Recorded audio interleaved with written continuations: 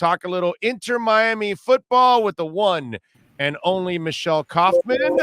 Good afternoon, Michelle. How are you doing? I'm doing well. How are you? I just got back from vacation. I actually was not at the last game because last two games. We were out in Sun Valley, Idaho, hiking and biking and enjoying a beautiful, beautiful part of the country with mountains, blue sky like cobalt blue, and no humidity whatsoever. It's no humidity is actually a really good thing. I like that, man. Is Idaho having the same issues with dryness and water and shortage and all that like the West Coast? Because I know they've had a lot of smoke.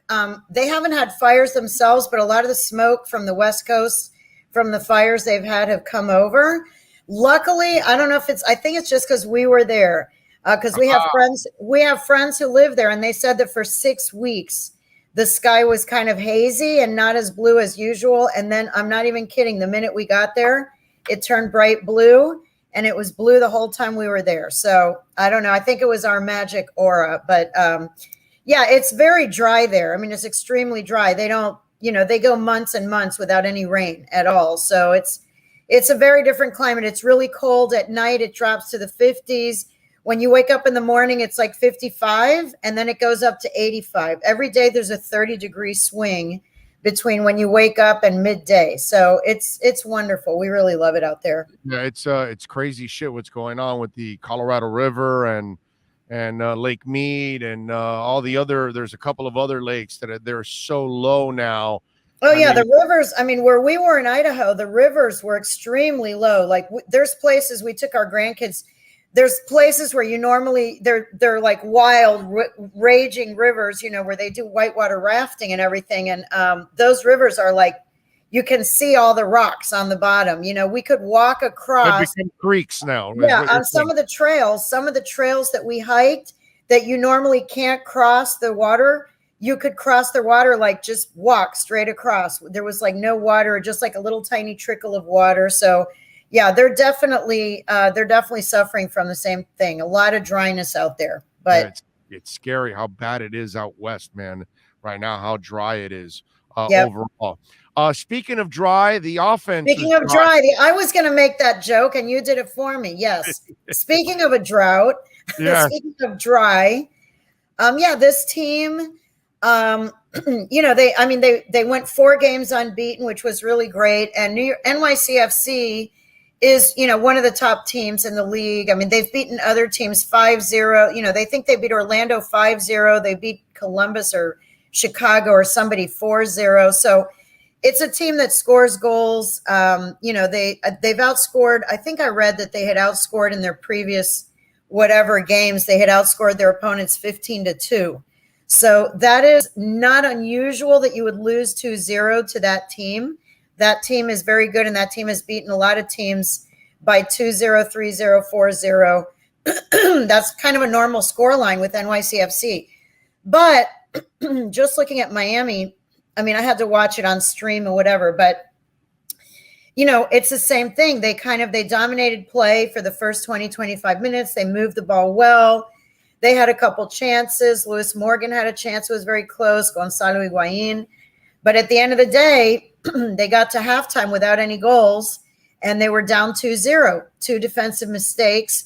They're down 2-0, and then in the second half, didn't score again. So no matter what New York did, Miami did not score. And, they're not going to win. If you don't score any goals, you're definitely not going to win the game. That we know for sure. So, it just seems like what Phil said after was that this team, what bothered him the most about the game was that when they faced some adversity, instead of sticking with the plan and sticking with the short passes and, whatever, certain guys tried to do too much individually because they were so desperate, I guess, to score and to move the ball forward that a guy would dribble the ball 3, 4, 5 times. And then that slows down the pace of the game. And then, New York has an easier time to defend that than when they were doing short passes and trying to move the ball with possession. So he was disappointed that they reverted to some of those individualistic ways when times get tough, each guy maybe wants to be the hero and take the ball and bring it up the field. And that's really not the most efficient way to get across the field. That was his take anyway. Yeah, and to me, and I hate to kind of put this in a negative light, but while it was fun, the 4-game unbeaten streak, it was a gritty team that the ball was bouncing their way. They weren't. It wasn't like they were dominant or anything like that during that stretch. It was great for them to pick up points in 4 straight games, but it was one of those where you kind of did enough to kind of get by, and then in this game, it kind of caught up to them. And I listen, at least right now they've got a couple of games coming up in Chicago and in Toronto that are winnable games. So it'll be interesting to see, because they've played some pretty damn good teams as of late. It'll be interesting to see how they can handle this and if they can come up with some wins, because these are kind of winnable games that are coming up right now. But I see a gritty team. I see a gritty team that has to try to play a perfect game, which perfect by them doesn't mean that they look great. It's just perfect that they try to avoid as many mistakes as possible and just to kind of get by in a way. You know what I mean? Yeah, definitely. I mean, the last 5 games, by the way, were against the top 5 teams in the conference. So they played New England, NYC, Nashville, Orlando, and Philly. Those are literally the top 5 teams in the league, are the 5 teams they just played.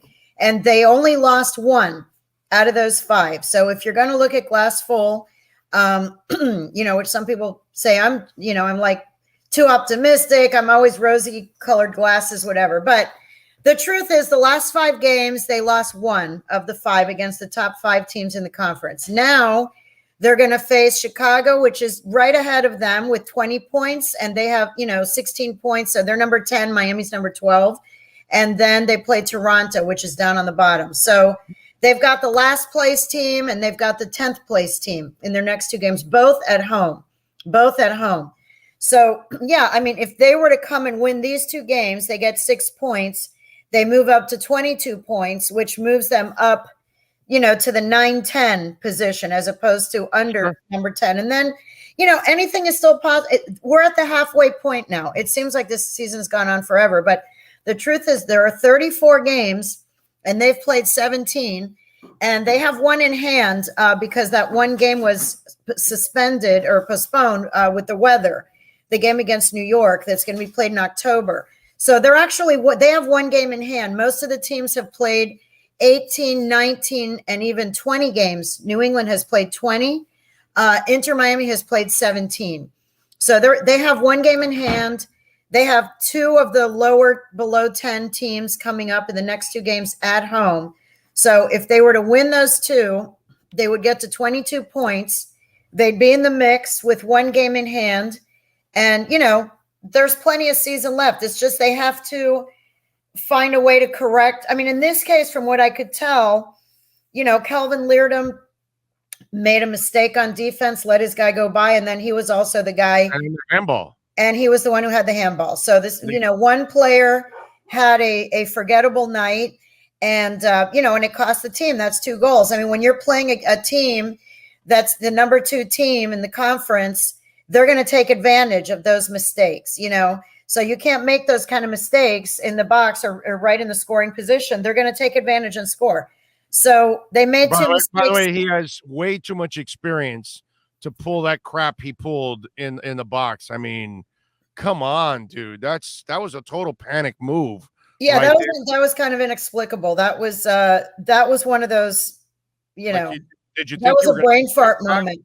Yeah, come on, man. That was so obvious. There was no way you were going to get away with that. Yeah. No, that was bad. And then, if it had been 1-0 going into halftime, maybe, I don't know. But even so, they still didn't score no matter what. Even if it was 1-0 at halftime, Miami still did not find a way to find the back of the net in the second half either. So, I think Pizarro, again, like, he's not as much of a distributor. He's more, he had some good plays, but he also tends to just be more of a dribbler, and that's not really what they need. They really need someone who can distribute the ball, get the ball to Gonzalo Higuain, get the ball. Now, one thing that I think will help, I believe, Wait a minute. Robbie Robinson. Wait. Before you get to Robbie, let me finish on Pizarro. Why do they keep playing him? He doesn't fit. He doesn't make plays. Are they just trying to showcase his ass so they can try to trade him? Is that what's going on, Michelle? Because no matter what coach tries, this guy chemistry-wise just does not fit. When you see Federico play, when you see Morgan play, these guys know how to get others involved. They're really good at it. This guy, it's like you just said, he holds on to the ball too long. He makes decisions late. It just never works out with Pizarro, and it just seems like we're forcing the square peg in the round hole every single damn time. Why not just bench his ass already and move on? Right. Well, he did bench him. I mean, he didn't play much over a stretch of 5 games, honestly, And then when he was gone, to be honest, when he was gone with the Mexican team, that is when the team had that unbeaten streak. He was not really part of the unbeaten streak. But he came back. He's a DP. They're paying him a lot of money. And, I guess they're giving him a chance because they're paying him all that money.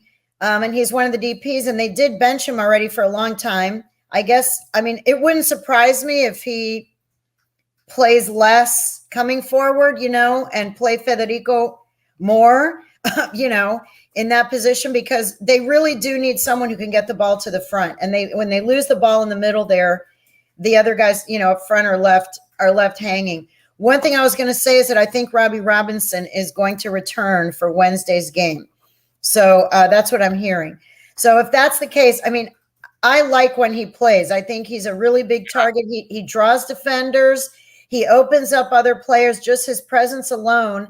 And, and the guy shoots. He takes shots, and he's big and he's fast.